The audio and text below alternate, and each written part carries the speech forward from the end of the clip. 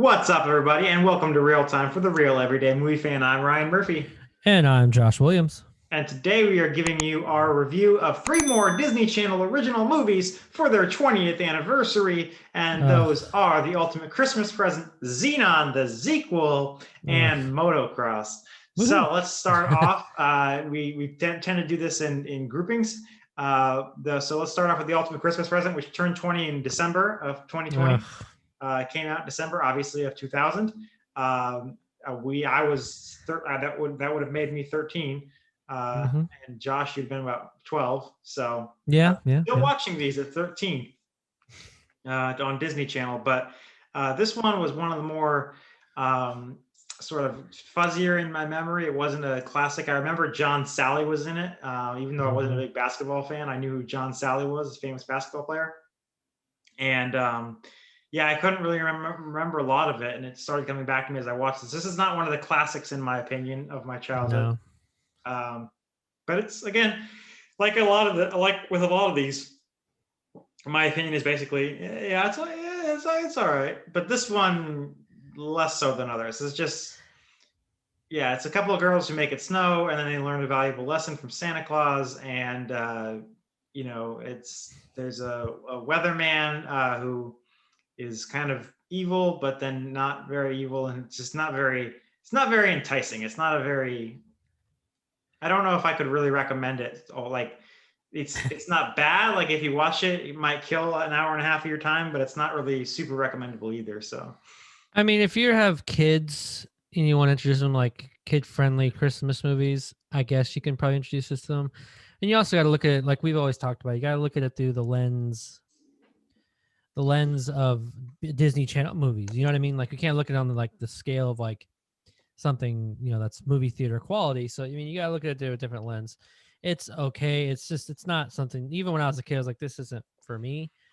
And exactly, like neither one of us really responded to it, even as kids. So you can show yeah, this to your kids, but it might end up being that they don't think too much of it either. and also, I mean, nothing against like Brenda Song and Haley Hirsch, who were the stars of the film. They were great in it. I mean, there's nothing wrong with what they did. It just it was so. I mean, I don't want to say it's far fetched because like things like the Santa Claus are it's kind of the same similar realm, but I don't know, just a machine that makes snow for California and just I don't know. It was okay. It's not something I would like if my daughter happened to want to see it when she gets older, I'll watch it with her for sure. But it's not like when like I watched it because we were doing this. It's not like I go out of my way to watch ones like Double Teamed, Motocross, which we'll talk about here in a bit, or Brink, or Of course. there's just certain ones you can watch over and over again, like Luck of the Irish. Like you can watch them again and still enjoy them at an old age. But this one I don't see myself, watching again, even if for Christmas time. Well, it's interesting you mentioned Brink. This is from the same director as Brink, Greg Beeman. This was his fourth Disney Channel original movie. He directed Brink, Horse Sense, and Miracle in Lane 2 before this. He would go I love on Miracle Man to too. direct Ring of Endless Light as well for Disney Channel.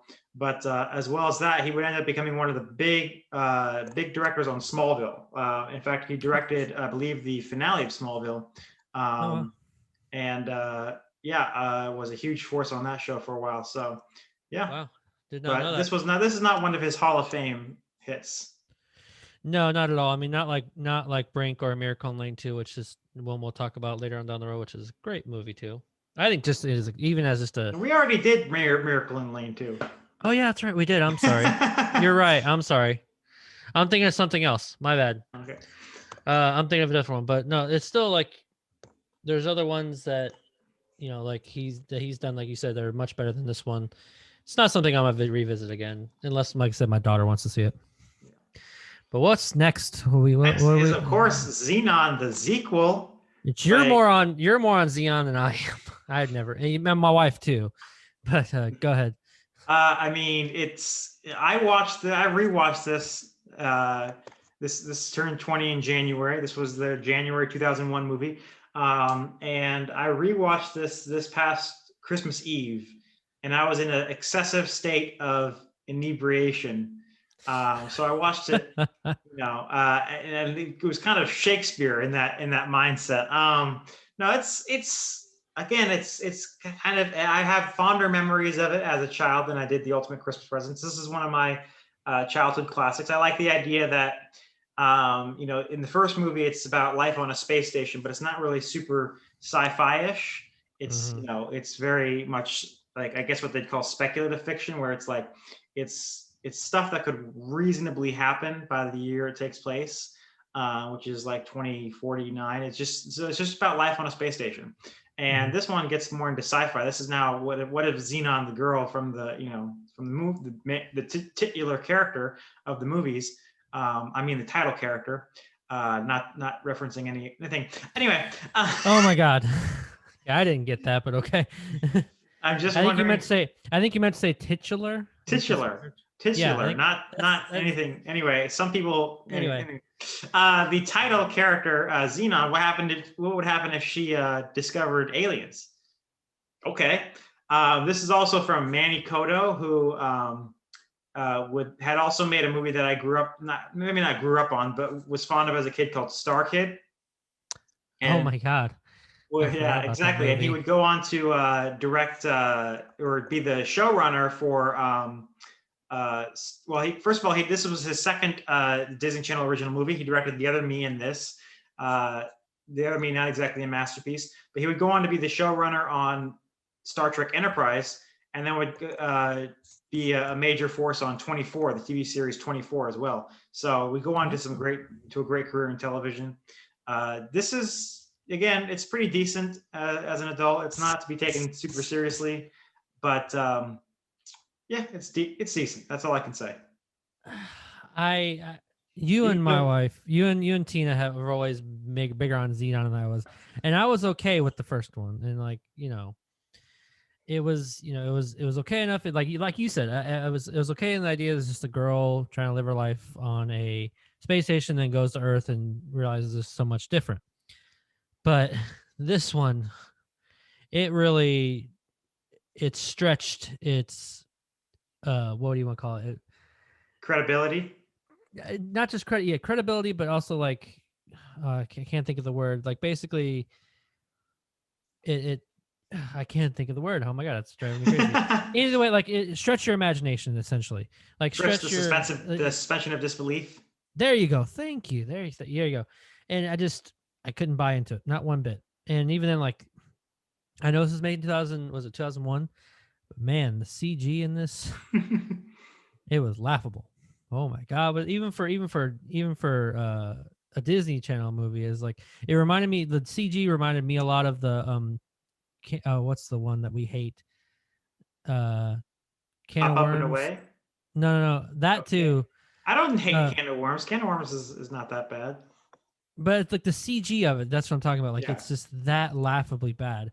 But I mean, you talk just about.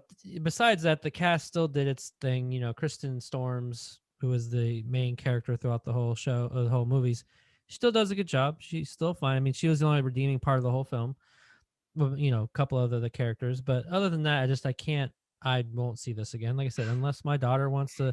I mean, I'm sure Tina and I will introduce her to all these Disney Channel films, just because it's something you still want to introduce them to. I think because Mhm. they all have good little side lessons that you can learn, that kid can learn from things. But other than that, no. I've never been a huge Xenon fan, and I just won't.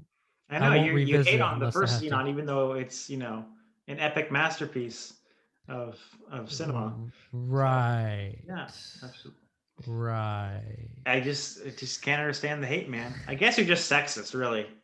Oh, right. We're going to talk about another film that, stars a female that's, actually an awesome movie that I can rewatch anytime. So segue into that. Uh Motocross, Motocross, which is an awesome movie. modern day adaptation of William Shakespeare's Twelfth Night. Yep. Another modern day adaptation of the same story you may have seen is She's the Man with Amanda Bynes. Uh, Yeah. yeah, so I mean, same old story. Girl has to replace her brother in some sense, and she pretends to be a guy. And of course, there's a guy she likes, and he thinks she's a guy, and it's a little bit awkward. it's a little awkward, yeah. It's a little But awkward. it's the same exact retone we all know to expect from this type of story. But it was, you just have so much more fun with this one. And the girl and the main actress, uh Oh, I'm blanking on her actual name. That's because she's never done anything since. Alana. It's Alana something. But yeah, Um, I mean, other movies we Alana could talk Alana about. Austin. Alana Yeah. Austin. I mean, she hasn't done anything since, but I really enjoyed her performance in it. She was very believable in a lot of her stuff, and just then, like, she played. I don't know. She just played it very well throughout the whole film, and alongside with the people she was with, Riley Smith, Trevor O'Brien, like they all worked really well together. It actually made it fun and enjoyable. Mhm. You know what I mean? And just the how it was shot too, as far as the action goes, was shot, I thought, actually quite well for a Disney Channel film. I was actually very surprised every time I watch it. Um, I don't know. I can. This is the type of one of those Disney Channel movies that I can. It's not just because it's sports. It's just because it's really well told. It's really well acted. The action, the sports action is really well directed, and a lot I of don't know if fun I will would go last in it so too. far as to say it's really well told. I mean, it's still a silly little Disney movie. The It love is, interest but isn't remember, really all that likable. You know, but you gotta remember, I'm talking through the lens of a Disney Channel film as sure, well. you're You know what I mean? settling for But the even then, like, I quality. don't know. This is just one of those. It's not like, to me, Brink will always be the absolute best, but it's still like it's up there with like some of the best that Disney Channel has produced. Mhm. I don't know. What are your thoughts? Like, what do you mean?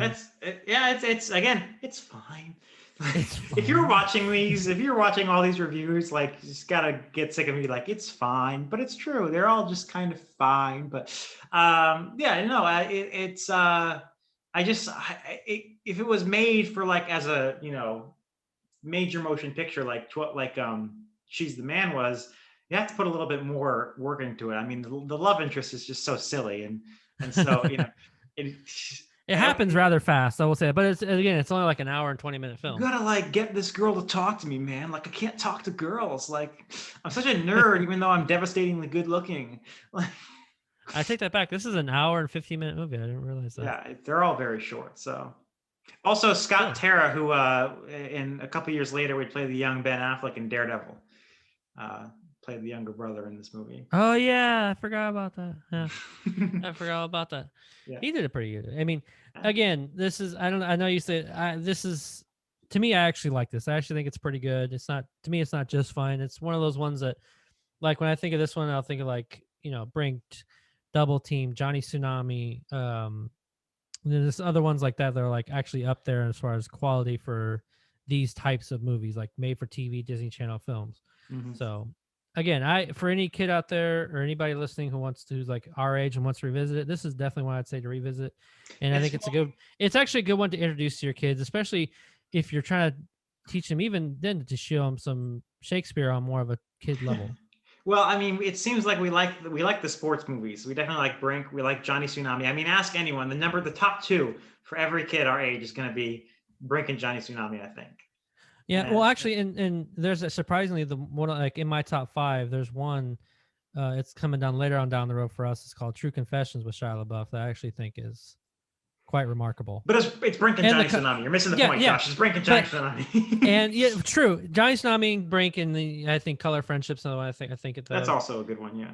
But yeah, but also the sports ones, I don't know. They have an extra.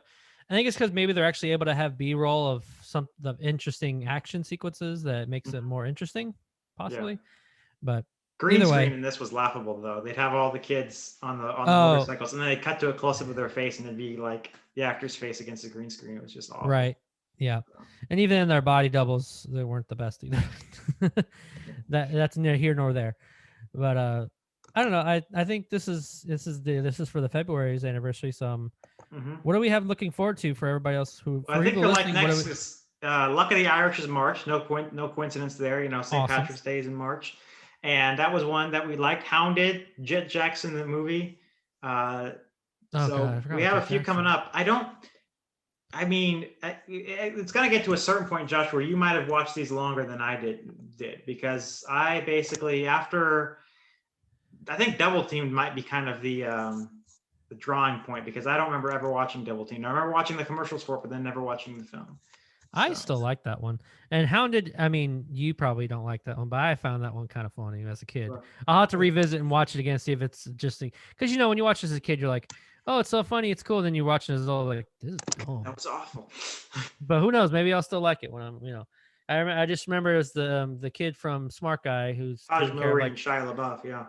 like a demonic dog of some Mhm. kind. So, anyway, that'll do it for today, folks. Thank you very much for listening to us here today. But more important, what did you think of these Disney Channel original films? Leave your comments in the section below. Let us know your thoughts, and let us know out of these three, what was your favorite, if you remember as a kid, and give us your positive, negatives on them. Also, if you like what you watched, hit that like button and subscribe to the channel so you can receive more of our various content in the future. Again, that's all we have for today. I'm Josh Williams, And I'm Ryan Murphy and thank you for keeping it real with ReelTime.